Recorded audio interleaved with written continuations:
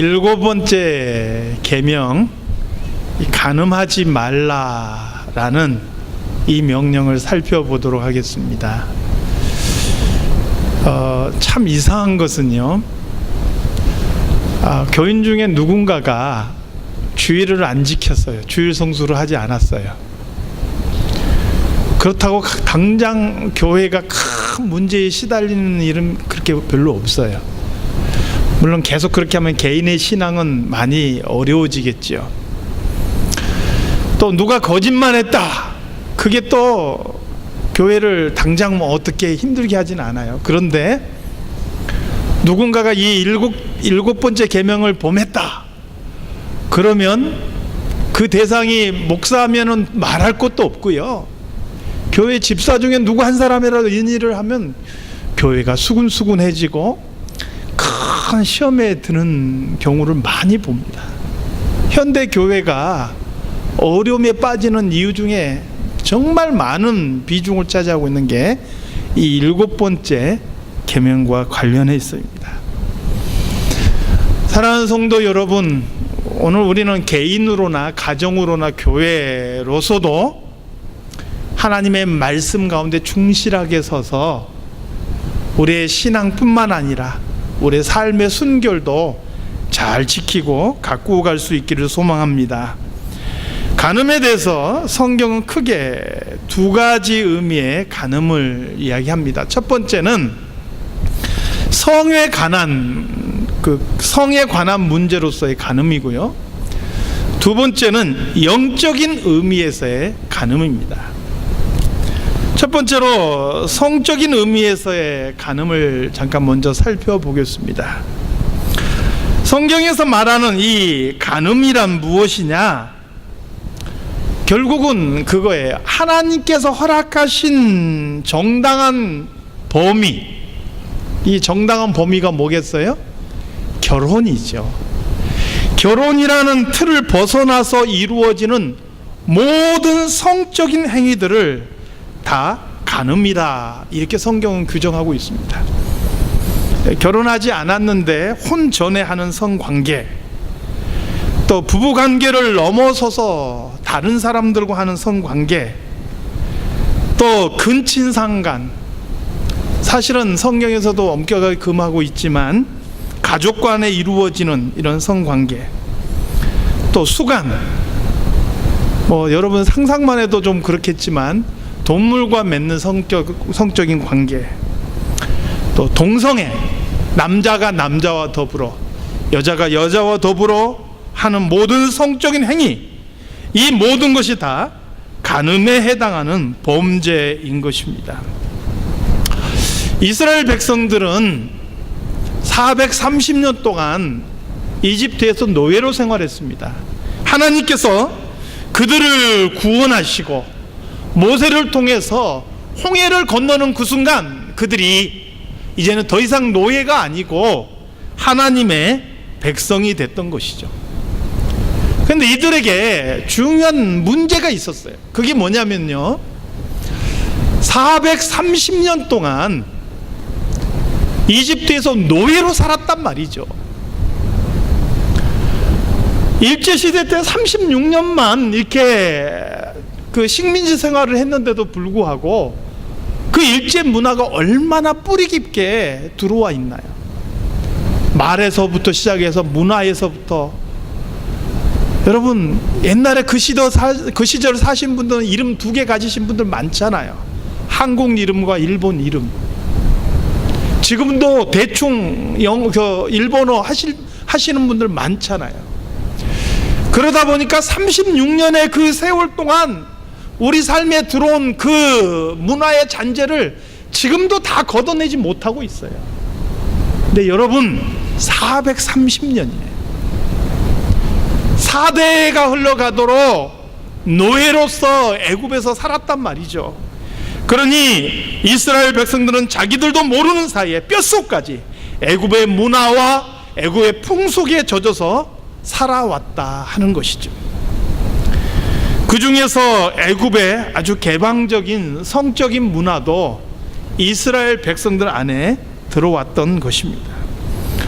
거기에 더해서요, 이스라엘 백성들이 앞으로 가서 거주하게 될 가나안 땅은 어떨까요? 이 가나안 땅은요, 이집트보다 더하면 더했지 덜하지 않는 그런 곳이 가나안 땅이에요. 그들이 이제 주신으로 섬기는 바알신과 또 아세라신의 이 축제 때 보면 정말 이것은 광란의 도가니라 할 수 있을 만한 그런 성적인 그런 그 탐욕의 현장이었다 그래요.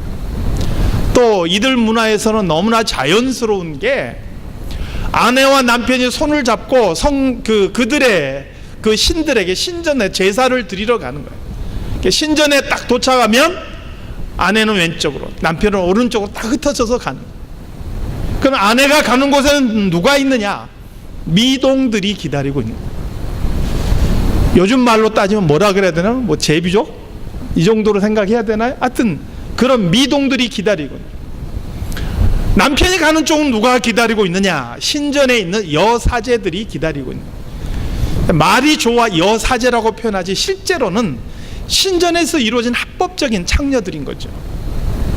그래서 밤새 성적으로 부부가 한 장소 다른 곳에서 서로 즐기다가 새벽에 다시 딱 나와서 이제 자기들의 신에게 제사 드렸다라는 마음을 가지고 다시 또 와서 집으로 돌아가는 거예요. 그게 그때 당시에 문화였다라는 거죠. 레위기 18장에 보면 하나님께서 이런 상황 속에서 이스라엘 백성들에게 경고하고 있는 것을 보게 돼요. 너희는 애굽 땅의 풍속도 쫓지 말고 가나안 땅의 풍속도 쫓지 말고 내 율례와 법도를 쫓아 행하라. 이렇게 하나님께서 말씀하고 있는 거예요. 그러면서 바로 그 레위기 18장에 보니까요, 당시 애굽과 가나안 땅에서 이루어지는 각종 성적인 범죄가 어떠한지를 구체적으로 기록해 놓고 있어요. 저희 장모님께서 성경을 읽으시다가 이 부분을 읽고 쇼크를 받으셨어요. 그렇게 더럽고 그렇게 추악한 내용이 어떻게 이 거룩한 책 성경 속에 기록되어 있느냐는 거예요. 제가 조목조목 설명해 드렸어요. 그게 그때 당시에 사람들이 행하고 있던 삶의 모습이었고, 하나님께서 그것을 구체적으로 지적해 주시면서 너희는 이렇게 살아서는 결코 안 된다. 하나님의 백성이 너희는 이렇게 살아서는 결코 안 된다. 이 시대를 따라가면 안 된다. 그렇게 말씀하신 겁니다. 제가 설명을 해드렸어요. 여러분, 간음하지 말라 이렇게 막연하게만 이야기하면은 사람들이 그 의미의 심각성을 몰라요. 그런데 그 시대에 무슨 일이 이루어지고 있는지 세세하게 낱낱이 하나하나 짚어서 하나님께서 보여주시면서 너희들은 이렇게 하면 안 된다. 이 땅의 거민들을 내가 괜히 쫓아내는 게 아니야. 이들의 이러한 가증한 일 때문에 이 땅이 그들을 토해버리는 거야. 만약에 너희들도 이 백성들처럼 이러한 죄를 범하면 그들처럼 이 땅이 너희도 토해버릴 것이다. 하나님께서 그렇게 경고하셨던 것이죠. 그렇다면 하나님께서는 왜 이렇게 간음을 금하시고 성적인 순결을 강조하실까요? 크게 이제 두 가지 이유 때문에 그렇습니다. 첫 번째는 하나님께서 거룩하시기 때문에 하나님의 백성도 거룩하기를 원하신다는 거예요. 레위기 19장 2절 말씀해 보니까 너희는 거룩하라. 이는 나 여호와가 거룩함이니라. 하나님께서 거룩하시기 때문에, 그분이 순결하시기 때문에 그의 백성된 우리도 거룩하고 순결한 삶을 살아가라 라고 말씀하고 계시는 거죠. 마태복음 5장 48절 말씀에도 보니까 하늘에 계신 너희 아버지의 온전하심 같이 너희도 온전하라 말씀하시는 것을 보게 되지요. 또 하나 이 성적인 순교를 강조하신 이유는 뭐냐? 성적인 순교를 통해서 유익을 얻는 대상이 누구보다도 자기 자신이기 때문에 그렇습니다. 성적인 순교를 통해서 가정이 건강하게 세워진다면 그 안에서 가장 행복을 맛볼 수 있는 사람은 결국 자기 자신이기 때문에 그렇습니다. 특별히 말라기 2장 15절 말씀해 보니까요, 그에게는 영이 충만하였으나 오직 하나를 만들지 아니하셨느냐? 어찌하여 하나만 만드셨느냐? 이는 경건한 자손을 얻고자 하심이라. 그러므로 내 심령을 삼가 지켜 어려서 맞이한 아내에게 거짓을 행하지 말지니라. 한마디로 말하면 이런 소리예요. 하나님은 충분한 능력이 있으신데 왜 하나만 만드셨어요? 아담이 말 그대로 요즘에 어떤 그 종교 단체 보면 4명의 아내를 거느릴 수 있게 했잖아요. 또 일부 다처제도 있잖아요. 충분히 하와가 아니라 여러 명의 여자들을 한꺼번에 만드실 수 있었어요. 그러한 능력이 있으신 분이 왜 한 명만 만드셨냐는 거예요. 그 이유는 한 몸이 돼서 경건한 자손을 낳기 위해서라는 거예요. 다시 말하면 여러분, 성적인 순교를 통해서 우리 후대가 경건한 자손으로서 복을 누리며 살아갈 수 있다라는 의미인 거예요. 사랑하는 성도 여러분, 오늘 우리의 가정을 아름답게 가꾸기 위해서도 이 하나님의 명령을 힘써 지킬 수 있는 저와 여러분이 되시기를 바랍니다. 그런데요, 신약에 보니까, 신약 성경에 보면 예수님께서 예수님을 따르는 제자들에게 주시는 윤리가 있어요. 그게 마태복음 5장, 6장, 7장에 담겨 있고요, 우리는 이걸 산상순이라고 이야기합니다. 산상순 시장이 어떻게 되죠? 심령이 가난한 자는 복이 있나니, 이렇게 시작해요. 자, 그런데 5장 27절 28절 말씀에 보니까 이렇게 말씀하고 계셔요. 주님께서 뭐라고 말씀하시느냐? 실제로 행동하지 않았을지라도 그 마음에 여자를 보고 음욕을 품는 자마다 다 간음한 자라는 거예요. 여자를 보고 마음에 음욕을 품는 자마다 내가 실제로 가서 성적인 행위를 하지 않았을지라도 그것은 간음이다 라고 이야기를 하는 거예요. 이 말을 듣고요, 많은 분들이 질문을 하더라고요. 이 목사님, 이쁜 여자 지나가면 그 한번 돌아보는 거 사람 본성 아닙니까? 그러면 도대체 간음죄에서 자유로울 사람 누가 있습니까? 그렇게 다들 질문들을 하셔요. 거기에 대해서 유명한 비유가 있습니다. 어떤 비유냐면요, 여러분, 새가 내 머리로 지나가는 거 막을 수 있어요, 없어요? 그것은 막을 수 없어요. 근데 그 새가 지나가다가 내 머리 위에 앉아가지고 내 머리 위에 둥지를 틀고 내 머리 위에다가 알을 까는 거, 누구 책임인가요? 누구 책임이에요? 그것은 내 책임인 거예요. 충분히 막을 수 있는 거예요. 사람이 멋있는 사람 보면 이야 멋있다, 저런 사람하고 사는 사람 얼마나 좋을까, 저런 사람하고 한번 데이트해보면 좋겠는데, 누구나 이런 마음 들어올 수 있단 말이죠. 그러나 그 마음이 내 안에 자리 잡고 또아리를 틀고 거기에 뭔가 알을 낳듯이 뭔가를 잉태해낸다면 그것은 내가 다스리지 못한 책임이라는 거예요. 누구라도 좋은 거, 아름다운 것에 눈이 돌아가는 것은 본성과 가까운 거예요. 그러나 그것이 내 안에 머물면서 죄로 자라지 않도록 하는 것은 내 책임이라 하는 것이죠.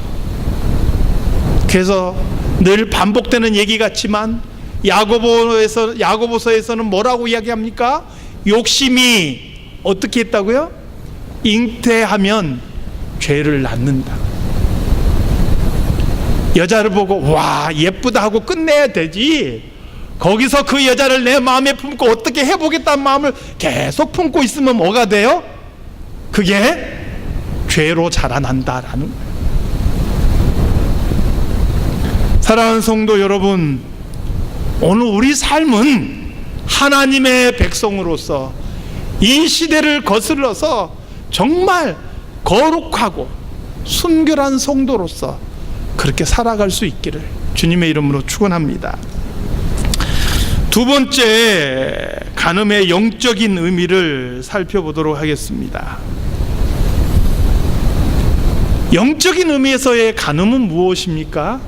이것은 하나님만을 섬겨야 될 하나님의 백성들이 하나님을 떠나서 다른 대상을 섬기고 다른 대상을 쫓아갈 때, 이것을 영적인 의미에서의 간음이다, 이렇게 이야기를 합니다. 호세아 2장 2절 말씀에 보니까 하나님을 떠나서 우상을 섬기는 이스라엘 백성들을 향해서 하나님께서 탄식하시는 모습이 나와요. 그는 내 아내가 아니요, 나는 그의 남편이 아니라 그가 그의 얼굴에서 음란을 제하게 하고 그 유방 사이에서 음행을 제하게 하라, 이렇게 탄식하고 계시는 것을 봐요. 그러니까 이게 하나님과 백성 사이를 뭐와 뭐로 비유를 했어요? 남편과 아내 사이로 비유를 했어요. 에베소서에 보니까 이것은 또 그리스도와 교회 사이를 남편과 아내 사이로 비유해 놓고 있는 것을 보게 돼요. 그런데 남편만 사랑해야 될 아내가 남편을 버리고 다른 여자에게 갔다, 이게 간음한 것인 것처럼 하나님만을 섬겨야 될 백성들이, 예수님만을 섬겨야 될 교회가 다른 가치를 쫓아가고 다른 신을 섬길 때 이것이 곧 간음이다라고 말씀하고 있는 거예요. 그것뿐만이 아니에요. 하나님을 떠나지 않았지만 하나님을 섬기는 것 같으면서도 내 안에 다른 대상을 끌어와서 함께 내 안에 가지고 있으면 이걸 혼합이라 그래서 이것도 간음으로 봐요. 세상과 하나님 사이의 양다리를 거치고 있는 거, 이 혼합주의거든요. 적당하게 신앙생활도 하고 적당하게 세상 문화와 세상 환경도 그렇게 섞여서 그냥 추구하며 살아가고 교회도 나오고 세상도 즐기고 이렇게 살아가는 모든 삶의 모습이 사실은 간음에 해당한다 하는 것이죠. 성경에 보니까요, 하나님께서는 얼마나 혼합된 그 모습을 싫어하는지요. 이스라엘 백성들에게 혼합된 술을 마시지 말라 경고하셔요. 너희들은 씨를 뿌릴 때도 서로 다른 씨를 섞어서 뿌리지 말라, 그렇게 말씀하셔요. 너희는 배를 짤 때도 서로 다른 두 씨를 섞어 짜지 말라, 그렇게 말씀하셔요. 왜 그렇게 이야기하시느냐? 너희들이 혼합된 사상, 혼합된 신앙을 가지지 말고 오직 하나님을 향한 순결한 믿음을 가져라, 그러한 의미에서 하나님께서 주신 명령인 것이죠. 그런데 이스라엘 백성들은 어떻게 됐습니까? 가나안 땅에 들어와서 정착하고 농사를 지으면서 살아가는데 그 땅에서 쫓아내라는 그 땅의 백성들 다 못 쫓아내고 같이 섞여 살게 된 거예요. 근데 그들이 이야기하는 거예요. 야, 너희들이 믿는 그 하나님은 너희들 광야에서 40년 동안 너희들을 지켜주신 광야의 신이야. 너희들이 이곳에서 농사를 지으려면 이제 농사를 주관하는 농사의 신을 섬겨야 돼. 그 농사의 신이 누굽니까? 바알 신이에요. 비를 내리게 하고 풍년을 주게 하는 신, 이 가나안 땅에서 섬기던 신, 바로 그 신이 바로 바알 신이에요. 권능은 불이고 형상은 소의 모습을 가지고 있어요. 이스라엘 백성들이 가나안 땅에서 정착하면서 농사를 지으려고 보다 보니까 그 사람들의 이야기가 솔깃한 거예요. 그래? 농사를 지으려면 농사신을 섬겨야지 풍년이 들어? 여전히 한편에서는 하나님을 섬기는 것 같은데 그들을 따라서 슬쩍슬쩍 바알신을 섬기기 시작했다 하는 거예요. 이게 바로 혼합주의인 거예요. 교회는 다니고 신앙생활을 하는데 때로는 내 이익에 따라서, 내 필요에 따라서 적절하게 세상의 가치를 쫓아가는 삶, 그게 바로 혼합된 신앙이라는 거예요. 하나님께서는 바로 그것을 경계하고 계시는 거예요. 호세아 7장 8절 말씀에서 보니까 에브라임이 여러 민족 가운데 혼합되니 그는 곧 뒤집지 않는 전병이로다. 얼마 전에 새벽기도 때 살펴본 말씀이에요. 전병이 뭐냐? 사실은 우리나라 부침개하고는 많이 다른 겁니다. 네, 우리가 쉽게 이야기하기 위해서 우리나라 부침개를 한번 생각해 봅시다. 이렇게 날이 이렇게 이러고 비가 내리면 제일 먼저 뭐가 떠올라요? 부침개 안 떠오르나요? 안 해 드셔보셨어요? 저는 어렸을 때 비만 내리면, 옛날 시골에서는 요즘 같은 시설은 없어요. 그냥 부엌에서 아궁이에 불 떼서 밥을 지었었어요. 그런데 비가 많이 내리면요, 아궁이에 물이 나와요. 밥을 못 하는 거예요. 그래서 늘 스페어로 뭘 가지고 있냐면 곤로라 그랬어요. 석유 넣어가지고 이렇게 불 피워서 밥할 수 있는 그게 있어요. 비 내리면 거기다가 불 피워가지고 부추 뜯어다가 반죽 해가지고 부침개 해먹는 게 나름대로 재미였어요. 저는 딱히 좋아하지도 않는데 하도 그렇게 하다 보니까 비 오면 그냥 부침개가 당겨요. 막상 부침개 하면 한두 입 먹고 끝나는데도 비 내리면 부침개가 떠오른단 말이에요. 그게 어렸을 때 습관이에요. 그런데 이 부침개 붙이는 것도 기술이더라고요. 이게 잘 펼쳐가지고요, 이걸 적당한 때 딱 뒤집어야 되는데 이 뒤집는 게 기술이에요. 저 같은 거 기술이 없어가지고 많이 찢어 먹기도 했지만 아무튼 간에 잘 뒤집어서 양쪽 노릇노릇 구워가지고 그래가지고 쭉쭉 찢어 먹어야 그 맛이 있잖아요. 근데 여러분, 그 부침개를 뒤집지 않고 그냥 그대로 뒀다 생각해 보세요. 어떤 일이 벌어져요? 밑에는 새까맣게 타는 거예요. 위에는 여전히 덜 익어 있는 거예요. 한마디로 말하면 그건 더 이상 먹을 수 없는 그런 부침개가 되는 거죠. 뒤집지 않는 전병이란 그런 의미예요.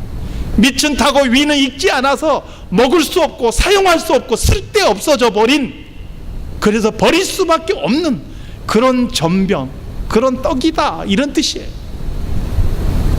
에브라임이 그렇게 됐다는 거예요. 에브라임이 혼잡되고 그들이 섞여버려서 이제는 더 이상 사용할 수 없고 쓸데없어 버려질 수밖에 없는 그런 존재가 되었다라고 탄식하고 있는 것이죠. 사랑하는 성도 여러분, 우리가 예수를 믿는 것 같고 교회를 나오는 것 같아도 우리가 전심으로 하나님을 우리 안에 모시지 못하고 우리 안에 하나님이 아닌 다른 어떤 주인을 모시고 있다면 에브라임과 똑같아. 뒤집지 않는 전병처럼 하나님께서 쓰시려고 하셔도 쓰실 수 없는, 버릴 수밖에 없는 그런 존재가 돼버리고 마는 것이죠. 사랑하는 성도 여러분, 하나님을 향하여서 믿음의 순결을 지킬 수 있는 성도들이 되시기를 바랍니다. 어떤 사람은 사람에 대한 의리도 지독하게 지키더라고요. 하나님을 향한 의리, 생명을 다해서 지킬 수 있는 저와 여러분이 다 되시기를 주님의 이름으로 축원합니다. 하나님 아버지, 오늘 이렇게 하나님의 계명 7번째를 살펴봅니다. 이 말씀이 우리 안에 깨달음으로 오게 해주시옵소서. 깨달을 뿐만 아니라 말씀대로 순종하며 말씀 안에 거할 수 있는 저희들이 되게 하여 주시옵소서. 예수님의 이름으로 기도드리옵나이다. 아멘.